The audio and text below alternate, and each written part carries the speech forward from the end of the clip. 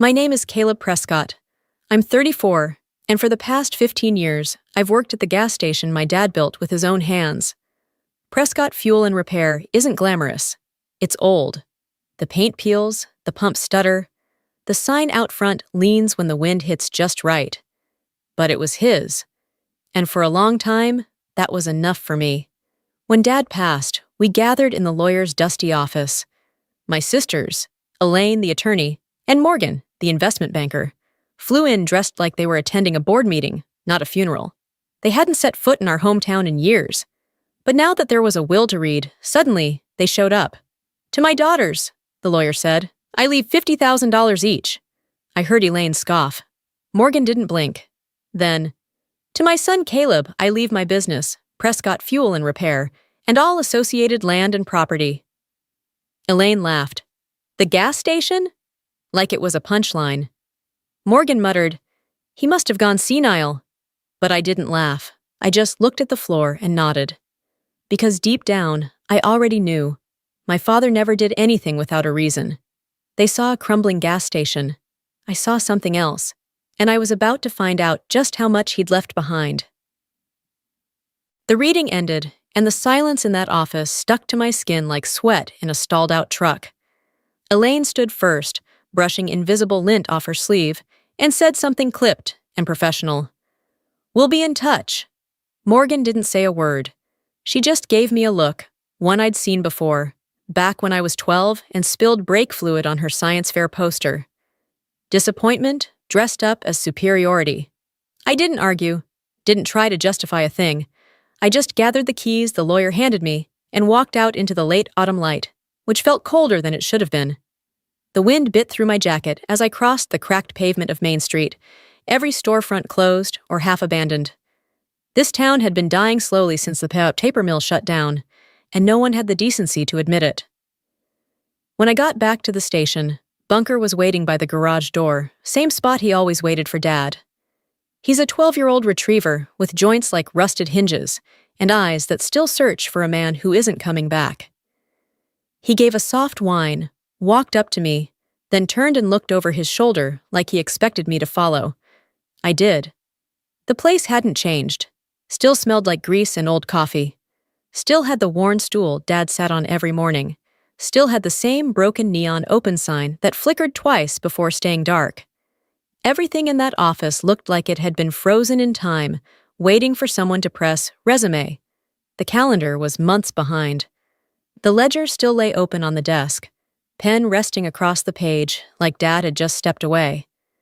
I sat at his desk. For a while I didn't move. Just let the silence settle around me like dust. Then I opened the top drawer, looking for, I don't know, clarity maybe, comfort. Instead, I found receipts, binders, folders labeled with years going back to the early 80s.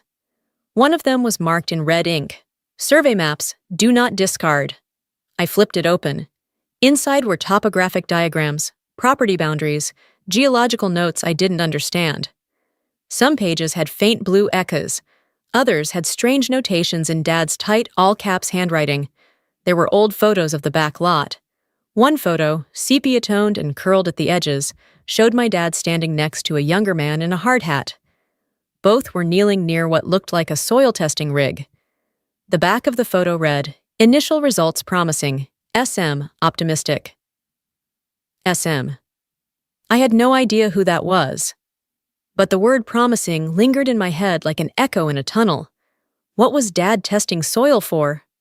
That night, I couldn't sleep. I kept thinking about the maps, about the X's, about why he never told me anything.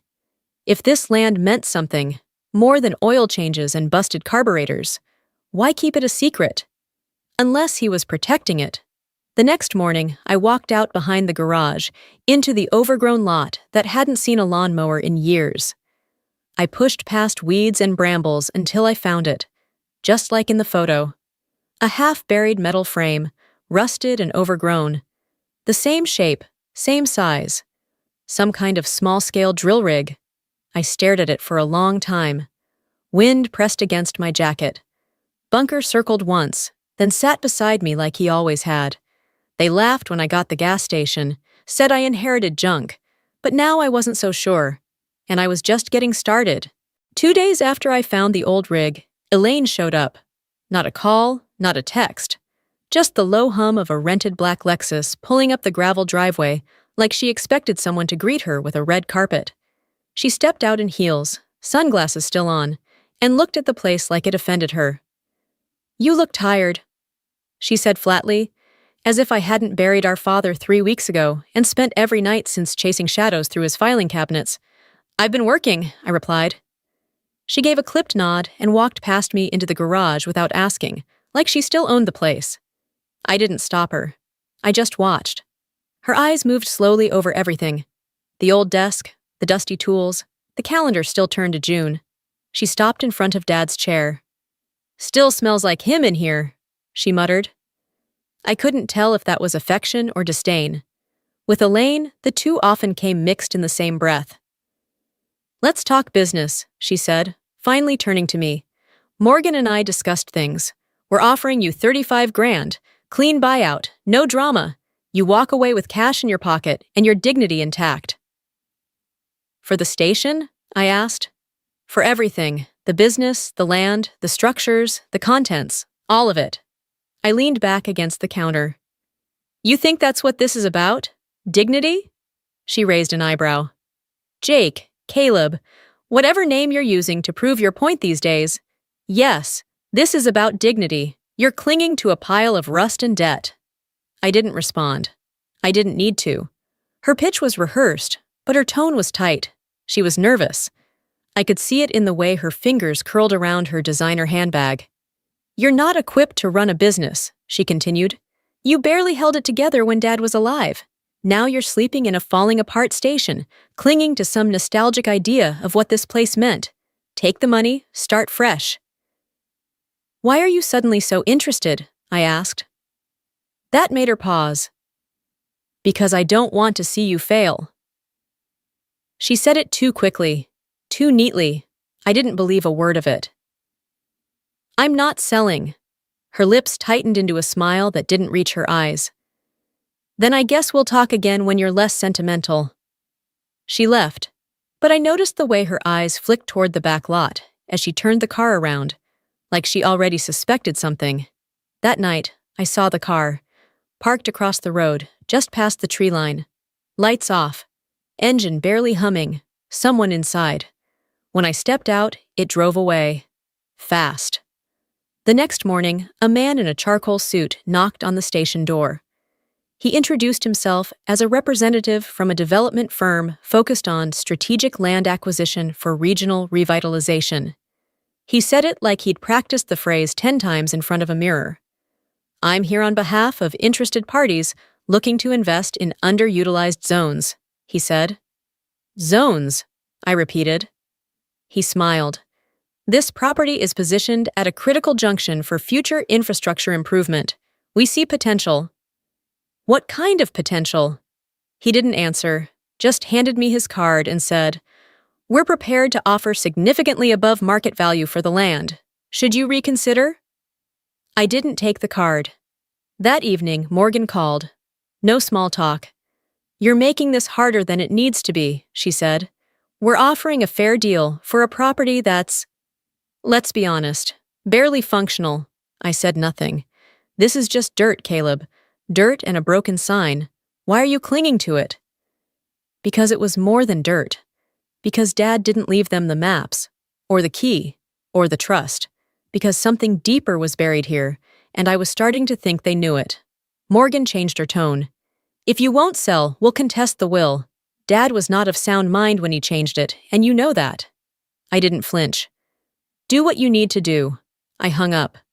That night, Bunker started digging in the weeds behind the garage again, same spot he kept returning to. I followed him with a flashlight and watched his paws scratch at something hard. When I cleared the dirt, I found concrete. A slab, rough and square, not natural. Then the edge of a rusted handle. Whatever they wanted, it was under my feet. And I was getting closer. I stopped sleeping at the apartment. It was too quiet, too sterile. The gas station, for all its peeling paint and humming lights, felt more alive. More like Dad. I made a makeshift cot behind the counter. Bunker took the corner by the door, his head on his paws, his breathing steady and slow, like a metronome for my spiraling thoughts. The office became my war room. Every folder, every receipt, every scratch of Dad's handwriting felt like a breadcrumb.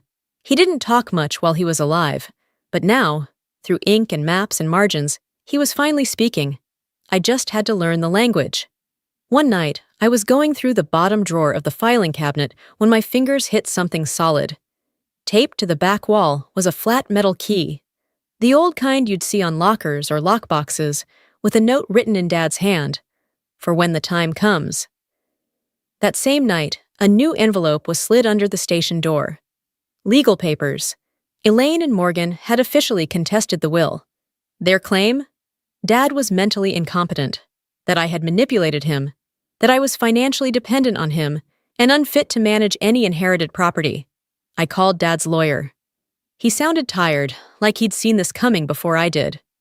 "Your father prepared for this," he said. "The will might be challenged, but let's just say there are protections in place you haven't discovered yet. You will. Just follow the threads." Vague, but I didn't push. The next morning, Bunker barked at the back fence. When I went out, I saw tire tracks through the weeds, deep, fresh. Someone had been watching again. I followed the marks to the edge of the property and found cigarette butts still warm in the soil. Someone wanted something here badly. I turned my attention back to the office, retracing every document. That's when I noticed it, buried inside a binder labeled 1987 Supply Orders. A smaller folder simply marked Survey Marlowe. Steve Marlowe, the name on Dad's notes, the man in the old photo, and now the source behind detailed geological reports. I flipped through the pages. Rock composition analysis, soil chemistry, markers I didn't fully understand, but the word anomalous concentration repeated more than once. Lithium wasn't mentioned yet, but it didn't need to be. Dad was digging toward something, and he hadn't just been digging figuratively. He'd been buying up land, quietly, methodically, for decades. Not just the station, not just the backyard, but parcel after parcel surrounding it, all mapped in a folder I almost missed because it was labeled with one word: insurance. It wasn't insurance. It was ownership. He'd built a circle of land around a single point, and that point was the concrete slab Bunker kept returning to. I grabbed a shovel. The earth was loose, the weeds dry and brittle. Bunker whined as I worked, pacing behind me. Then, clunk, metal. I brushed the dirt away and found it, a rusted hatch, sunken and locked tight. I ran to the office, grabbed the key from the drawer. It slid in like it had never been gone. Didn't turn. Rust. Years of it. I spent the next hour prying at the edges, pouring warm water down the seams, hammering gently, until finally, with a groan like something breathing for the first time in years, the lock gave way. Beneath the hatch, darkness, thick and heavy, a staircase, concrete, narrow. Bunker whimpered, and I stepped down into the secret my father spent a lifetime building. It took 3 hours, 2 crowbars, and the better part of my back to break the hatch loose. Years of rust held it like a clenched fist, but eventually the seal cracked and a rush of stale, metallic air spilled out. I coughed, stepped back, and stared into the darkness below. There was a staircase. Narrow, concrete, steep. I didn't hesitate. The flashlight beam cut through decades of dust. The air was dry, still, and heavy with silence. At the bottom was a door, steel, reinforced, locked. I tried the key I'd found taped behind Dad's blueprint. It turned with a quiet, deliberate click. Inside was a small room, 8 by 10 maybe, lined with old metal filing cabinets, and a desk that looked like it had been lifted from a 1970s government bunker. On the desk sat a single battery-powered lamp. I flipped the switch. It worked. The light buzzed to life, revealing stacks of folders, maps, sealed envelopes, and a wooden box with my name written across the top in black marker. I opened it with shaking hands. Inside was a USB drive, a folder labeled, "Watch this first." I plugged it into my laptop and waited. The screen flickered. Then my father's face appeared, older, thinner, but unmistakably him. He looked directly into the camera. "Caleb," he said, "if you're watching this, then you figured it out. I knew you would." I stopped breathing. "I know I never said much about what I was doing. I didn't want to burden you, or give your sisters a reason to start sniffing around. But I need you to understand. This place isn't just a gas station. It never was." He paused, looked down, then back up again. 40 years ago, I had a soil analysis done behind the garage. The guy I worked with, Steve Marlowe, he thought we might be sitting on something special. Back then, there was no way to confirm it, but I started buying up the surrounding land. Slowly, quietly. I mortgaged everything, took second jobs. I didn't tell your mother at first. His voice cracked when he mentioned Mom. But eventually, she understood. She believed in it. In me. Every acre I bought, every corner I sealed. It was to protect what I knew was here. I couldn't act on it in my lifetime. The timing wasn't right. The technology wasn't ready. But now, he leaned closer. Now it's yours. The video ended. I sat in stunned silence. I opened the rest of the files. Geological reports, mineral rights, surveys, all pointing to one thing: lithium, high grade, economically significant. And not just a little. The final page was a valuation. Estimated reserves. Over $200 million. I closed my eyes. He knew. He always knew. And while Elaine and Morgan were off chasing titles and promotions, Dad had been building an empire beneath their feet. But the best part wasn't the money. Tucked inside the folder was a legal document. A trust, executed 5 years ago, ironclad, untouchable. All assets, including the mineral rights, assigned solely to me. Not through the will, through something they couldn't contest. Dad didn't just leave me a fortune. He left me protection. He left me a way to fight. The next few weeks felt like a siege. First came the legal escalation, motions, depositions, threats through expensive attorneys. Elaine and Morgan tried everything. When the will contest failed, they moved to environmental allegations, accusing the station of decades of contamination. Then came the media stories. Local man inherits toxic gas station. Family feud over mystery bunker. Most of it sourced anonymously. All of it meant to corner me. They underestimated how ready I was. The trust my father left wasn't just a piece of paper. It was airtight. The assets had transferred the moment he died. His lawyer, quiet and methodical, handled every attack with the calm of a man who had planned for this storm for years. When they realized the legal path was sealed, they turned personal. Elaine showed up at the station again, this time with tears instead of insults. "I didn't know what he was doing," she said. "I thought he was just wasting away out here. I didn't understand until now." I didn't say anything. "We can run this together," she continued. "You don't have to do this alone." But Dad had, for decades, while they turned their backs. So I just shook my head. This was never yours to run. Morgan took a different route. She threatened to go public with dark family secrets about Dad. I almost laughed. The worst thing the man ever did was swear at the Broncos. They were grasping at smoke. When the story broke that I'd formed a new mineral exploration company, Prescott Earthworks, and signed a contract with a reputable, low-impact mining firm, everything shifted. The town that had ignored me now suddenly remembered my name. The mayor who once threatened code violations stood next to me at a press conference, all smiles and civic pride. Local business groups called to discuss opportunity. Even my old high school chemistry teacher dropped by to say how proud he was. I didn't buy any of it. I wasn't doing this for them. I was doing it for him, for the man who sacrificed everything so his family could one day understand the value of quiet work, of patience, of not giving up even when the world thought you were obsolete. I never sold the gas station. It still stands, with a fresh coat of paint and a small plaque above the register. Frank Prescott. He knew what was coming. Sometimes I sit there at night, bunker at my feet, and think about everything they tried to take. Out of entitlement, out of ego, out of ignorance. And I think about how he outsmarted them all. Not with money, not with power, but with time and trust.